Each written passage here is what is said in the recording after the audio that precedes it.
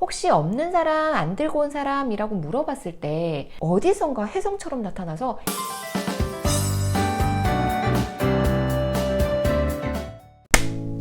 안녕하세요. 어디든 학교의 하유정입니다. 우리 아이들 새학기 적응 잘하고 있는 중이죠. 이미 알고 있는 친구들보다 새롭게 알아가는 친구들이 훨씬 더 많은 시기잖아요. 이런 시기에 아이들이 서로에 대한 정보를 주고받으면서 서로 탐색하고 나랑 잘 맞을 것 같다 또는 호감이 간다 이렇게 서로 판단하면서 친구를 사귀게 되거든요. 그래서 아이들 이미지 메이킹 하는데 굉장히 중요한 시기가 지금이거든요. 아이들 이미지가 좋아서 기가 사는 아이도 있고 반대로 나쁜 이미지로 가면서 죽는 경우도 있거든요. 근데 정말 이 사소한 것 때문이에요. 그래서 오늘은 아이의 기를 살릴 수도 있고 또는 기를 죽일 수도 있는 이 사소한 행동 두 가지를 알려드리도록 할게요. 그 첫 번째 행동 상황은 혹시 오늘 안 가지고 온 친구라고 담임 선생님이 물어봤을 때예요. 학교에서 보내는 여러 가지 가정통신문 중에서 학교로 다시 돌려보내야 되는 그런 가정통신문 같은 경우에는 기한 내에 예를 들어서 금요일까지면 금요일까지 보내주시면 되는데 실제로 어떤 상황이 생기냐면 30명 친구 중에서 27명은 다음날 바로 들고 왔는 거예요. 그러면 나머지 3명은 뭐예요? 금요일까지 들고 와도는 상관은 없지만 본인이 어쨌든 안 가지고 왔다고 이야기를 해야 되는 상황이 생기거든요. 그렇다고 해서 담임선생님께 혼나지 않아요. 전혀 잘못은 하지 않았지만 괜히 위축돼가지고 기어 들어가는 목소리로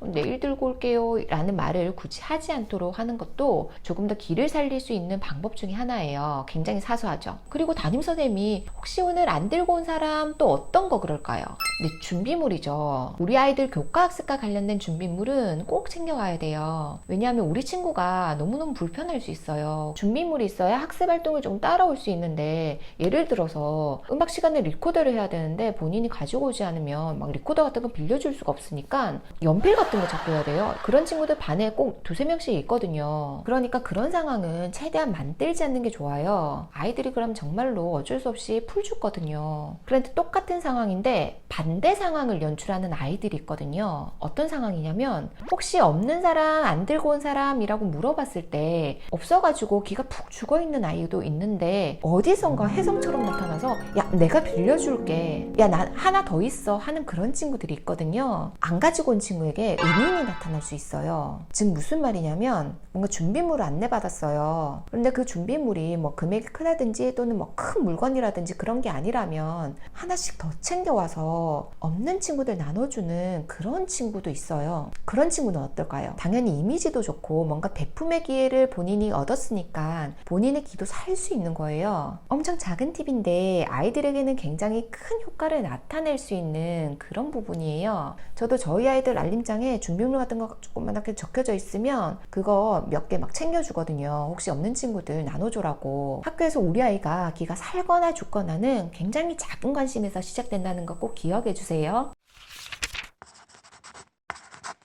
두 번째 상황은 우리 친구 오늘 왜 늦었어? 라고 물어보는 상황이에요. 네, 어쩔 수 없이 특별한 이유로 지각하는 경우 당연히 있죠. 아무 상관없어요. 괜찮아요. 그런데 문제는 습관적으로 빈번하게 상습적으로 지각하는 친구들이 있어요. 오늘 왜 늦었어? 라고 물어보면 보통 반 친구들이 먼저 대답해요. 선생님 땡땡이는 원래 늦게 와요. 선생님 작년에도 맨날 지각했어요. 이렇게 대답을 대신해줘요. 많은 학교에서 1교시 시작 전에 아침 독서 시간을 가지죠. 친구들이 조용히 독서를 하고 있는데 문이 스르륵 열리는 소리가 들려요. 그러면 일제히 모든 아이들의 시선이 그 아이 쪽으로 쏠리거든요. 그런데 그게 여러 차례 반복이 되다 보면 어쩌면 낙인의 시선일 수도 있어요. 아이가 좋은 습관을 가지기 위해서는 초기에는 우리 부모님들의 노력이 조금은 필요할 수 있거든요. 예전에 한 아이가 일주일에 5번 중에서 5번을 지각하는 아이가 있었거든요. 그런데 하루는 아이가 입 주변에 빨갛게 소스를 가득 바르고 왔는 거예요. 우리 땡땡 오늘은 왜 늦었어? 라고 물어봤더니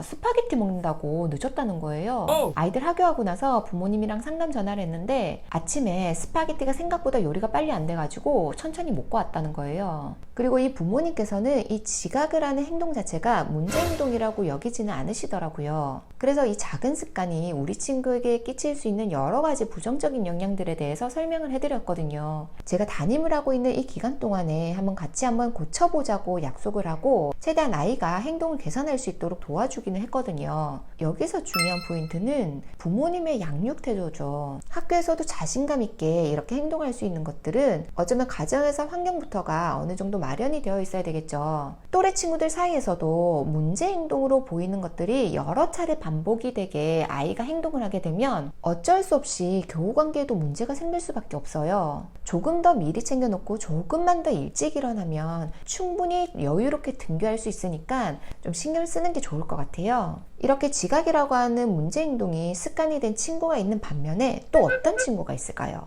아침 독서 시간 이전부터 교실에서 여유를 즐기는 친구도 있거든요. 주변 정리도 하고 오늘 배울 내용들을 한번 살펴보기도 하고, 또 가장 중요한 것은 우리 친구들이랑 독서 시간에 이야기는 할 수 없으니까 새로운 친구들과 만나서 인사를 나눌 수 있는 짧은 시간도 있다는 거예요. 당연히 담임 선생님이랑도 개별적으로 눈을 맞추면서 인사도 할 수 있겠죠. 이렇게 하루를 시작하는 친구도 있거든요. 그러니까 10분, 20분, 길면 30분의 차이니까 아침 시간을 여유롭게 사용할 수 있도록 우리 친구들을 도와주는 게 좋아요. 다시 학교에서 쉽게 우리 아이 기살릴 수 있는 방법을 정리해보면, 먼저 제출 서류는 최대한 빨리 제출하기, 그 다음 교과 준비물은 꼭 챙겨가기, 여유가 된다면 넉넉하게 챙겨가서 다른 친구들에게 빌려줄 수도 있는 그런 기회 가져보기, 마지막은 학교에 여유 시간을 두고 도착하는 거. 이렇게 사소하지만 아이들 학교 생활에 큰 영향을 끼칠 수 있는 거니까 이 기본에 충실한 게 진짜 기본이에요. 그래서 우리 아이가 학교에서 자신감 있게 딱 다닐 수 있도록 좋은 습관이 형성될 때까지는 우리 부모님들께서 조금 도와주시는 거예요. 오늘 영상도 도움이 되었기를 바라고요. 다음에도 좋은 내용으로 다시 찾아뵙도록 할게요. 안녕.